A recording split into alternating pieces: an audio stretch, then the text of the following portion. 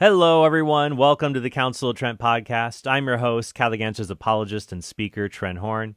If you haven't done so already, be sure to check out the Capturing Christianity YouTube page, where you can go and watch my recent debate with Ben Watkins from Real Theology. This is easily the best debate that I've ever had on atheism, if not the best debate that I participated in general. The reason for that is because my opponent was smart, he was prepared, he was cordial, and he was friendly. And so we had an excellent substantive exchange on these ideas. I mean, previously, the best debate that I had had on atheism was with Alex O'Connor, the cosmic skeptic. But I think this debate with Ben, it went really well. I think it'll be very educational for people. They'll learn a lot from this. And it was just really fun to take part in because I really enjoy Watkins and the other individuals who are at Real Theology. Check them out on Twitter. In fact, I did a previous episode here on the podcast. I think it was called Unusually Enjoyable Atheists on Twitter. I find myself agreeing with them a lot on various issues, obviously not on atheism, but when it comes to the search for truth, the Real Theology crew, I often agree with them. We both see how new atheism and some forms of online atheism can be very unreasonable, and how some Christians can act in really unreasonable ways. So Ben and I have a lot of common ground. I really enjoy chatting with him. We have a friendly and affable demeanor with each other.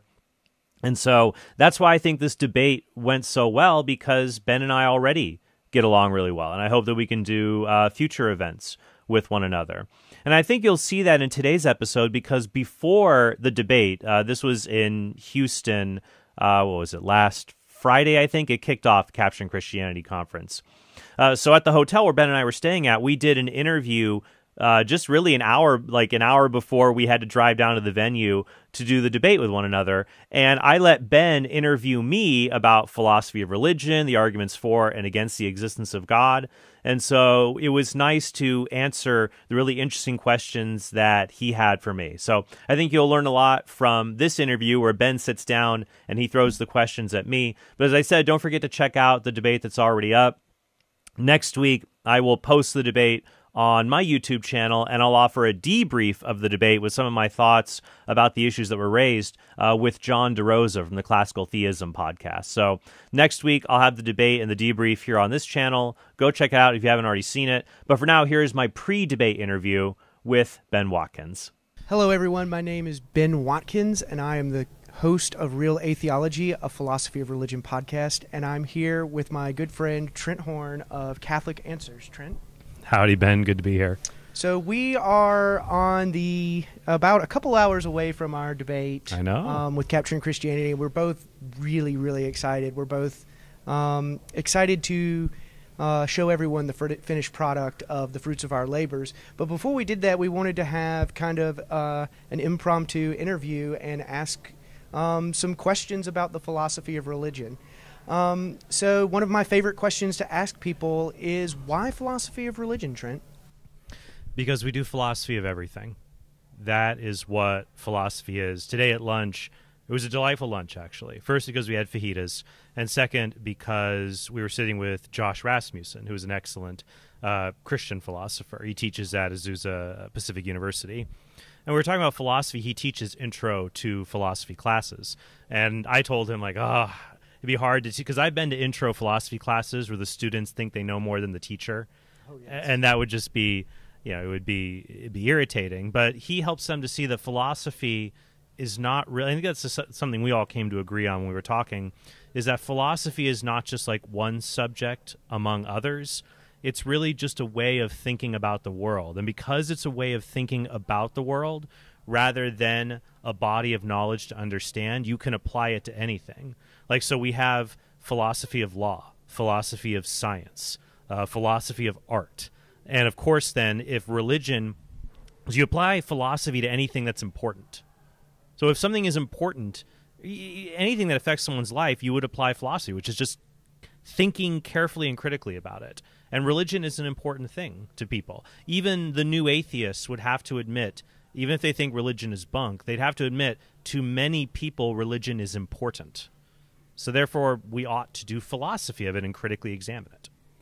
I think that's a really great answer. So you're a Christian theist yourself. Yes. So in the philosophy of religion, you approach these questions from a Catholic perspective. So that raises another question: why Catholicism instead of Protestantism? Yes, and actually, Cameron Bertuzzi from Capturing Christianity, we had a good little chat about this, and hopefully that'll be released in a few months or so.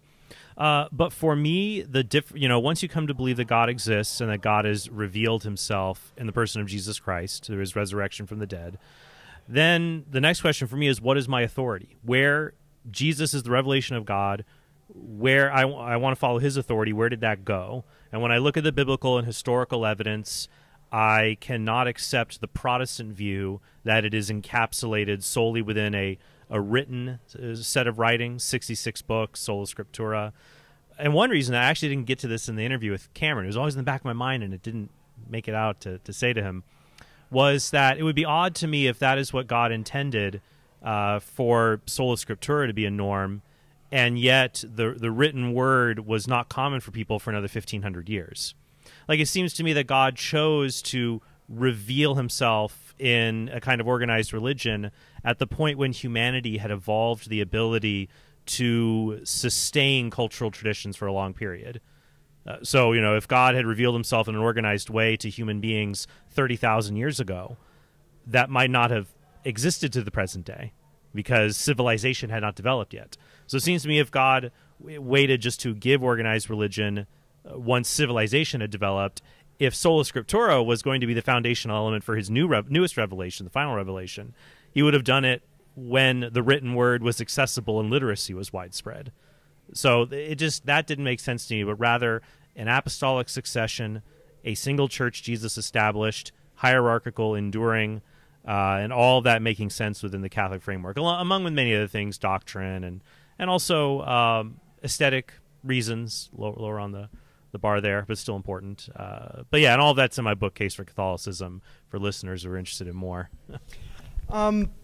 That's awesome. So very central to the Christian theist tradition is the concept of faith and how this fits in to your philosophical model.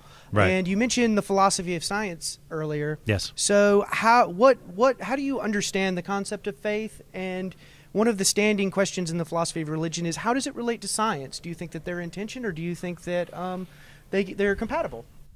Right. I don't think that they're in tension because I don't believe that science and faith are opposing means of investigating the world.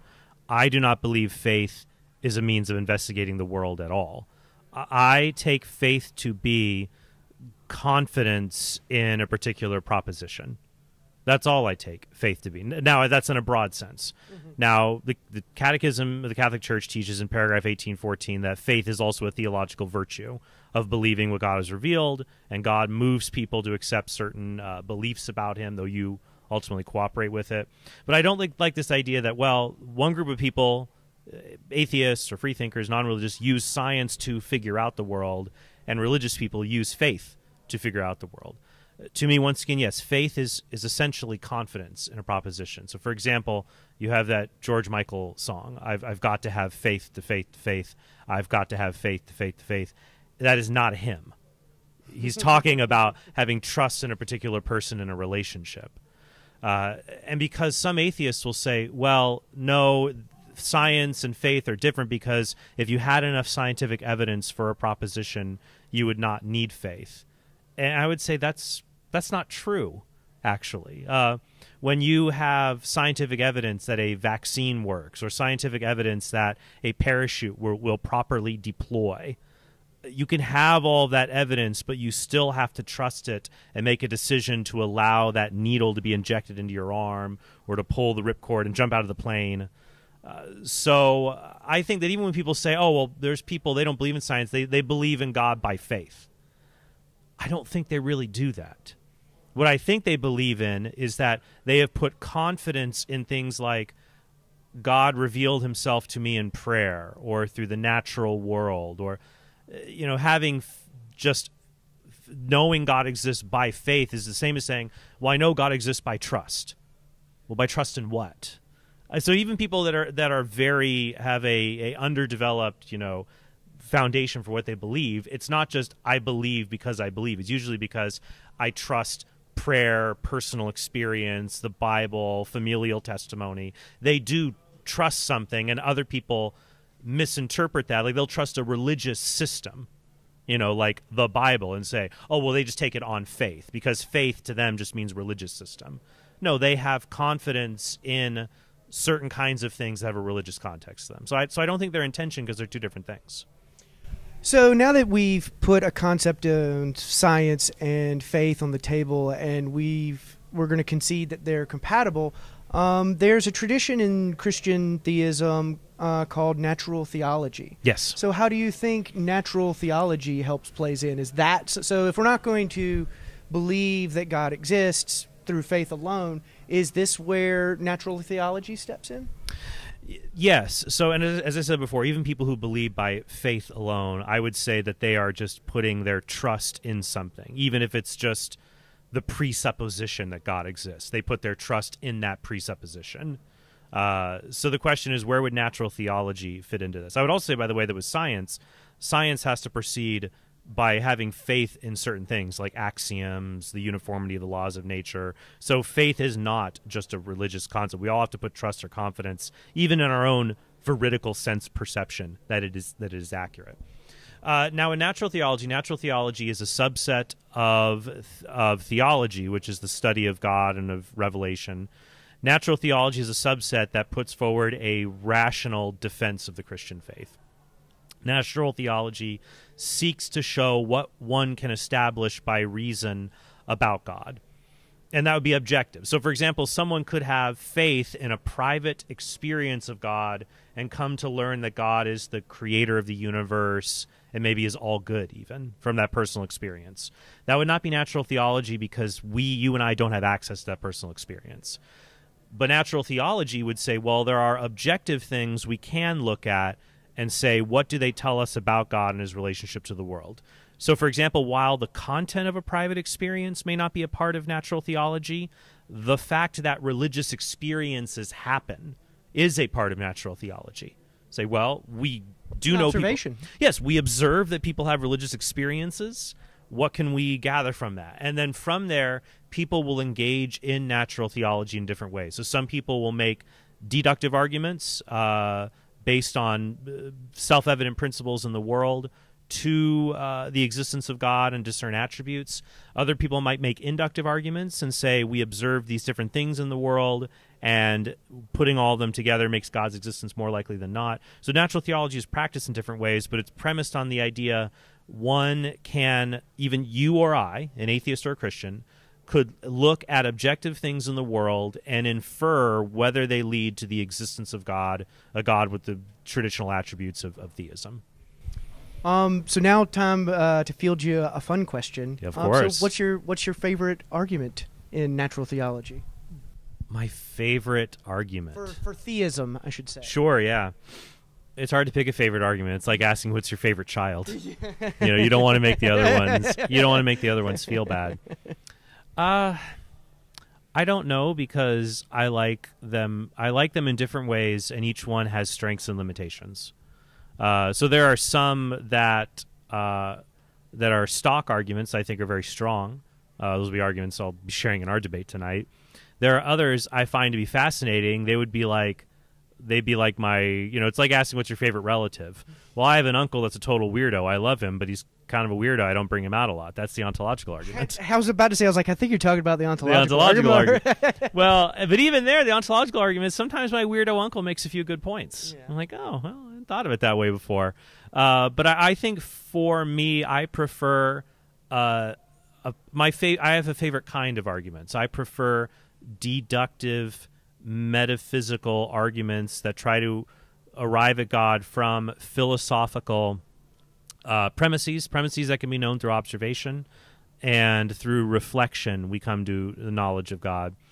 It's funny, as my career as an apologist and Christian thinker has developed over the past 10 years, I have, although even 10 years ago I was not as wedded to them, but even more, I moved away from arguments that rely on more contestable empirical data, such as the cosmological arguments for the finitude of the past, like relying on theoretical physics, or the fine-tuning. Because it's in so much flux? Or? Yeah, it just becomes tentative, and one must be careful not to stroll out of one's wheelhouse and into an area they don't quite understand. Like, I try to... It's not the place to put our faith. Yes, it's right. Well, it's easy. You got to be careful. Like, I've seen people who will make a cosmological argument for the finitude of the past and cite physicists on the matter. They'll cite the Borde-Vilenkin-Guth theorem or other elements from physics. And I might ask them, have you read the original Arvik's paper on Borde-Vilenkin-Guth or the other papers and responses? And now if someone and similar with fine-tuning. Now, if someone legitimately has an understanding of the field, like let's say they have a PhD in physics, then I might say, hey, what go ahead, because I think you're in the field more and you can make someone like Luke Barnes. Yes, exactly, and he's going to be speaking at the conference tonight. Stephen Barr would be another example. He's a physicist who wrote a great book called Modern Physics, Ancient Faith. I don't know if Robin Collins has a PhD in physics. I think he does, actually. I'm pretty sure he does. Yeah, I think he does. And if not, someone in the comments will correct us. Right. And Robin Collins has an excellent inductive fine-tuning argument that's in the Blackwell Companion to Natural Theology. And so I find all of that fascinating.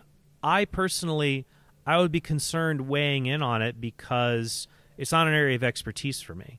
Now, I have a graduate degree in philosophy. I've tried to study philosophy in that area there. And also I think it's helpful to do arguments where we all have the ability to kind of reflect on the data and just not take for granted this constant is fine-tuned or here's what this article in physics says. It's just, I also personally think that if God were to give ways for us to know about him, we all should be able to get there even without access to a physics journal or, it doesn't have to be hidden behind a paywall. Now, that's not to say, though, some of these arguments one reflects upon quickly get into very deep areas. For me, like, I wish that I was a mathematician with the philosophical Kalam argument, because that gets very complex in the notions of infinity. Very complex, very quickly. That's why I love going to people like, so, for example, somebody like Alexander Pruss. I believe he has a PhD in philosophy and mathematics. He does. He's a genius, really. Yeah. I mean, he's kind of on that next level of smart. That's right. So there, and then of course when I try to, but even there, I more can gravitate around understanding that than some of these more theoretical things in physics. So I think I'm not saying the arguments don't work. I just haven't been as invested in them, but I do promote them and learn about them, and I still believe that they work, and they're interesting to debate about and be robust. But I would say the ones that I'm more interested in now are arguments based on motion and change, contingency, causal finitude, and I am trying to tailor a moral argument to a specific robust feature that I think can stand up well. So we'll talk about that more tonight. But awesome. So I'll field you another fun question. So okay. What's your favorite argument for atheism? My favorite argument, the one I think is the most successful? Your favorite. It doesn't have to be a good one. Oh, my goodness. I have favorites that drive me up the wall, just like you. I think you and I would agree the one I can't stand the most is essentially lacktheism, or that, well, atheism is the default, and if you cannot prove God exists, then atheism wins. It's my favorite one to just... It's like trying to define the position into being or something. Yes. And so for me, if it's just lacktheism, I lack a belief in God, whoop-de-doo. It doesn't tell me much about the world. I don't care. Now, some people will say, well, look, no, my claim is there is no good evidence for God. And my response is, why should I believe that? And the reply is, then show me the good evidence. And I think, no, that's lazy. Because what if I were an agnostic who had lived on a desert island my whole life? I've never heard of the monotheistic God. Or let's say any gods, for that matter. And then I come here to this conference and I hear about this debate. And I'm like, oh, so there's this idea of God, you say. That's very interesting. And I asked an atheist to believe that, well, what do you think about this whole God thing? Oh, there's no good evidence for God. Okay, that guy says there's good evidence. Why should I believe you instead of him? Now, it won't do to tell me, well, give me the evidence. Because I'm an agnostic in this example. Mm-hmm. I just got to the debate. I'm just, so there's God, and people disagree. You say there's no good evidence. You say there is good evidence. I'm trying to talk to you. Why should I believe you? There's no good evidence. And I don't have the burden of proof as the agnostic newcomer to say, oh, well, here's the good evidence. The whole time. I absolutely can. And I can say, oh, well, why should I believe that? Now, some people, it's interesting the parallels they make. They'll try to say, well, do you do this for Bigfoot? Do you do this for the Loch Ness Monster? Do you do it for aliens? To which my response is, yes, I do. Yes, I do, actually. Because I am an open-minded free thinker. That's what's weird to me with some atheists. Like, not just that they take for granted that God doesn't exist, but obviously Bigfoot, aliens, these other things. Well, how are you so obvious about that? I mean, think about all of the new things we have discovered about the natural world in 300 years that blew people's minds. Like when the Europeans discovered black swans in Australia. I mean, prior to that, it was when you used to say that is a black swan event, like prior to that in medieval Europe, that meant something that never happened. And now it means something that happens once in a while. So for me, I would say, well, no, I look at these views, and yeah, I've looked at what I think is called the Patterson-Gimli footage of Bigfoot. I've looked at accounts of alien abductions. I'm willing to assess evidence of lots of different views. And some people say, well, are you going to look at the arguments for unicorns? I'm like, well, I mean, I'm not aware of anyone who makes them. But if somebody did and it was published by Oxford University Press, yes, I would read that. I've looked at Sir Arthur Conan Doyle's book, I think it's called In Quest of the Fairies, Search of the Fairies. Because people like to compare theism. Well, it's like atheism. I lack a belief in fairies. You know, why do I have to look at what people who believe in fairies? Well, not many people now, but the guy who wrote Sherlock Holmes believed in him. He wrote a 200-page book on it. For fun, I looked through it. And it's basically just theorizing what fairies would be like. Without the only evidence is the Cottingley photographs of the fairies that were taken in the early 20th century. And even at that time, you could tell that they're fakes. They're flat images, and the wings do not show any blurring. Whereas if the wings were flapping, you would see them blurring in the photograph. So I would say that there's just because Sir Arthur Conan Doyle can write the world's smartest detective doesn't mean he's a genius himself. So yeah, when atheists say this, they'll say, well, no, the world is a weird and odd place. Like let's take extraterrestrials. I wouldn't be surprised if they visited the Earth. I'm not convinced of it. But I'm like 50-50. They're out there in the universe somewhere. I don't think they'd want to come here. I think if they saw us from a distance, they'd be like, man, no thanks. Well, it's possible. There's the zoo hypothesis. It's possible aliens do exist in the universe, and they have not visited us because we're so backwards and primitive. They've quarantined us so we don't infect the rest of the universe. And they keep us like a preserve and the oddities of the universe. But yeah, so my point being is that, no, if someone makes a claim, I want to look at the best arguments for that claim. And let's say if it's atheism, I would say it's, some kind of an argument for simplicity of ontology or an evidential argument from evil. And because I would want people to do the same with what I believe. Awesome. So one of the themes in our debate tonight is the goal of trying to raise the level of discourse. But it's much easier said than done. Right. What advice would you give other people who are also trying to raise the level of discourse among atheists and theists that they converse with? Because it doesn't necessarily have to be an atheist and a theist discussion. Theists could be Catholics and Protestants. Yeah, it could be.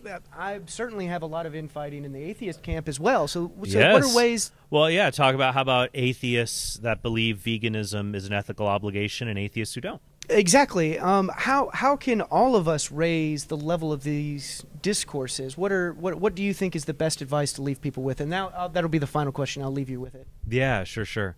I think what we need to do is to improve the means of communication and grow in our knowledge of subject areas. So, for example, if the means of communication is restricted to 280 characters, the level of discourse can't get very high. That's not how normal people talk. People don't talk impersonally, face-to-face in 2 sentences, 2-sentence rejoinders. It's just toxic. But people can talk, but the more people can talk face-to-face and have real conversations, that raises it. Finding common ground when you're speaking together raises the level of discourse. Acknowledging that you're not opposing armies, but you're trying to figure out the world, so the other person while you might disagree with them fundamentally on something, they may have an insight that changes your view on maybe a secondary issue and gives you some more thought.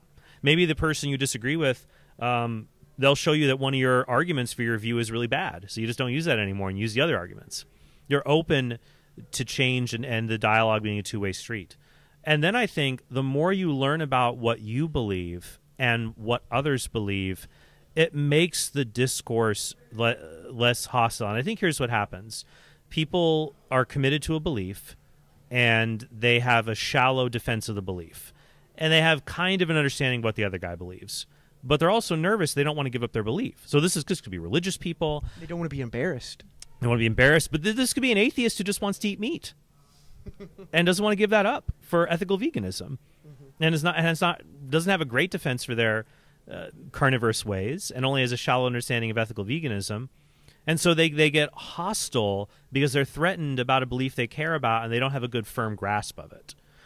But I think like you and I and others, we can debate about these important issues because we know our own beliefs very well, and we know what the other person's critiques are. And so we become less defensive because it is more familiar. And then instead of worrying about being in the fight, we can learn from each other and better analyze the argument. So I would just say knowing what you believe well, knowing what the other person believes well, the principle of charity, treating the other person's position like you would like yours to be treated, and then creating a venue so that's not Twitter. That's real conversations, ideally in person, which I would like to see more of. So I think that was a fantastic answer. Trent, thank you so much for joining me today for this interview. Again, my name's Ben Watkins with Real Theology, a philosophy of religion podcast. We're about to go have a debate. Let's do it. Let's raise the level of discourse. Trent Horn, Catholic Answers. Be sure to check him out. This has been signing off. Hey, thanks for watching this video. If you want to help us produce more great content like this, be sure to click subscribe and go to TrentHornPodcast.com to become a premium subscriber. You'll help us create more videos like this and get access to bonus content and sneak peeks of our upcoming projects.